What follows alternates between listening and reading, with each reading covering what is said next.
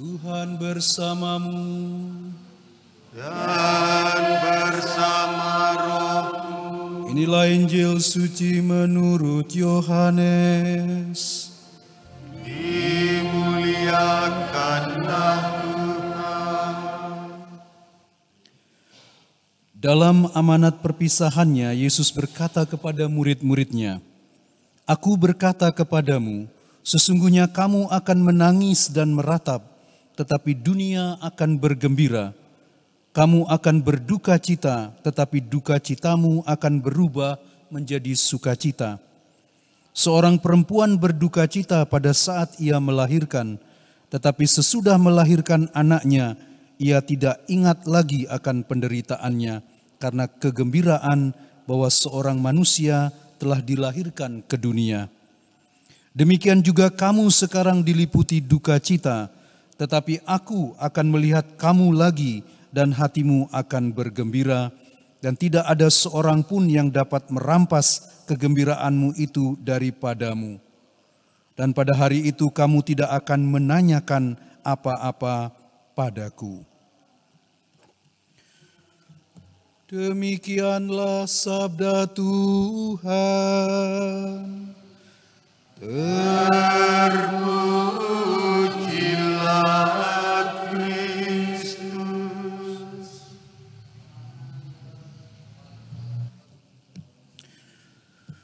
Bapak, Ibu, Saudara-saudari, dalam sebuah pertempuran di Spanyol, ada seorang perwira yang mengalami cedera. Kakinya harus mengalami amputasi. Dan dalam situasi dia dirawat di rumah sakit, tidak ada seorang pun yang memberikan dia buku, karena dia suka baca buku.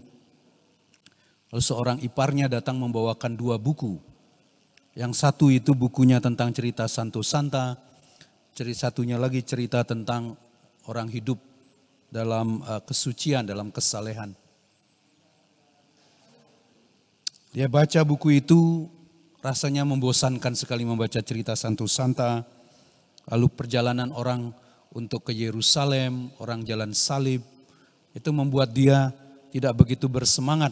Karena impiannya adalah menjadi orang terkenal, impiannya menjadi orang nomor 1 di dunia. Tapi karena tidak ada hiburan yang lain selama dia dirawat di rumah sakit, maka kemudian dia baca kembali buku-buku itu. Dan dia menemukan setiap kali dia memikirkan tentang Yerusalem, dia merasa berat sekali. Orang jalan kaki dari Spanyol ke Yerusalem, apa yang menarik dengan hal seperti itu? Dia merasa susah sekali setiap kali dia merenungkan cerita itu. Ada orang-orang yang mau jalan kaki ke Yerusalem.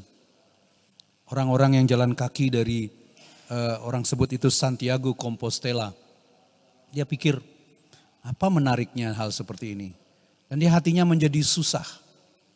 Tapi lama-lama dia menyadari setiap kali dia memikirkan hal ini, pada akhirnya dia kemudian merasa bergembira. Dia merasa ada sukacita di dalam hatinya. Tapi tiap kali dia memikirkan dia menjadi orang terkenal, banyak dikagumi oleh perempuan-perempuan bangsawan, putri-putri raja. Habis itu dia merasa hidupnya kosong. Dia merasa ini apa sebetulnya? Lalu kemudian dia mulai mendalami ini. Inilah yang kemudian disebut dengan discernment of the spirit, atau yang dikenal dengan seni pembedaan roh.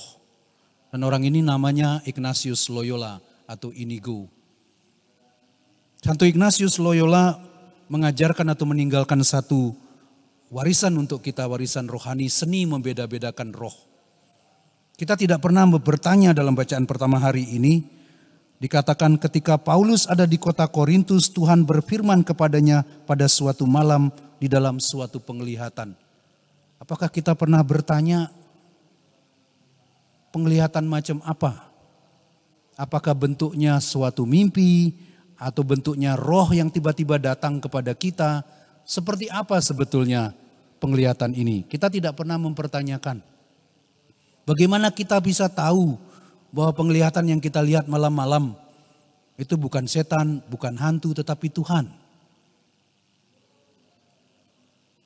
Dalam novena Pentakosta hari pertama ini, kita disadarkan bahwa Roh Kudus yang dijanjikan Yesus itu, dia akan menuntun gereja. Ini kita sudah 2000 sekian tahun sejak Yesus hidup di dunia. Bagaimana kita bisa tahu bahwa kita dituntun oleh Roh Kudus? Bagaimana kita tahu bahwa keputusan yang kita lakukan ini adalah kehendak Tuhan? Kita mengadakan discernment, kita mengadakan seni membeda-bedakan roh. Apa yang menggerakkan saya pada pagi ini datang ke gereja? Apa yang mendorong saya untuk mau aktif di gereja? Apa yang mendorong saya untuk datang mengunjungi orang yang sakit? Kita terus mempertanyakan hal-hal seperti ini untuk bisa menemukan ini sebetulnya yang Tuhan kehendaki dalam hidup saya. Dan ini suatu pekerjaan yang tidak mudah, tidak gampang. Karena itu kita meminta dengan sungguh-sungguh tuntunan Roh Kudus ini. Karena hanya mengandalkan pikiran kita, kita tidak akan mampu. Roh Kudus itu bukan hanya membuat kita bergembira, karena kegembiraan dunia ini seringkali palsu. Tidak jauh dari tempat kita ada Atlas, ada Fin, sana orang pakai bikini, itu surga dunia. Kenikmatan ditawarkan di sana, tentu saja kenikmatan itu mahal. Kalau mau yang kelas murah, ada banyak lagi kafe remang-remang. Ada banyak perempuan-perempuan karaoke di sana. Itu hiburan yang ditawarkan oleh dunia. Anda bayar, selesai bayar, Anda dapat pelayanan, Anda pulang, Anda merasa puas. Sampai rumah Anda merasa kosong lagi. Anda ingin lagi pergi ke tempat itu minum, rokok. Kadang-kadang pakai obat bius. Itu surga dunia. Hiburan yang ditawarkan oleh dunia seringkali palsu. Yesus menjanjikan kepada kita hiburan yang sejati. Yang tidak bisa dirampas oleh dunia. Dan untuk menemukan hiburan ini itu tidak mudah. Karena itu diperlukan satu seni. Kita diperlukan sebuah doa yang terus-menerus Roh Kudus menuntun kita. Pelindung gereja kita adalah Roh Kudus. Maka sudah sepantasnya setiap kali perayaan Pentakosta kita dengan sungguh-sungguh berdoa mohon tuntunan Roh Kudus. Banyak orang sedih, banyak orang berduka, banyak orang menangis, banyak orang mengalami kesulitan, beban-beban yang luar biasa yang harus dipikul. Percayalah Bapak Ibu Saudara-saudari kata-kata Yesus hari ini untuk kita. Kamu akan berduka, tapi kamu akan bersukacita. Dan sukacita itu tidak bisa dirampas oleh dunia. Mari kita ambil doa novena Roh Kudus ini, kita doakan bersama-sama.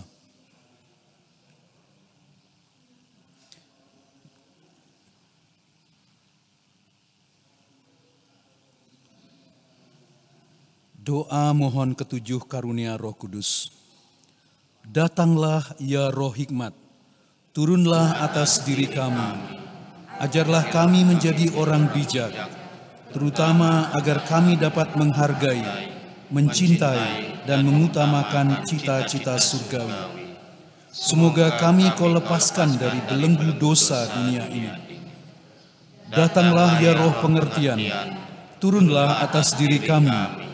Terangilah budi kami, agar dapat memahami ajaran Yesus Sang Putra dan melaksanakannya dalam hidup sehari-hari.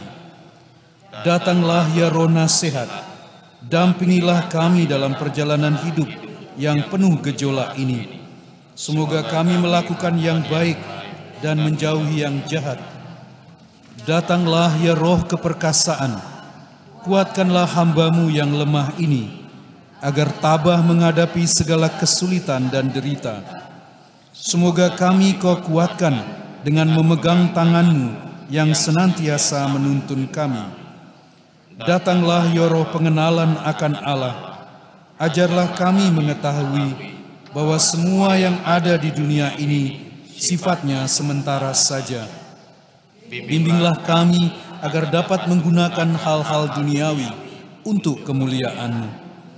Datanglah ya Roh kesalehan, bimbinglah kami untuk terus berbakti kepada-Mu.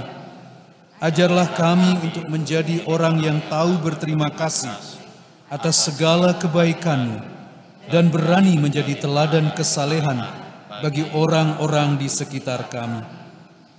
Datanglah ya Roh takut akan Allah, ajarlah kami untuk takut dan tunduk kepada-Mu dimanapun kami berada. Tegakkanlah kami agar selalu berusaha melakukan hal-hal yang berkenan kepada-Mu. Amin.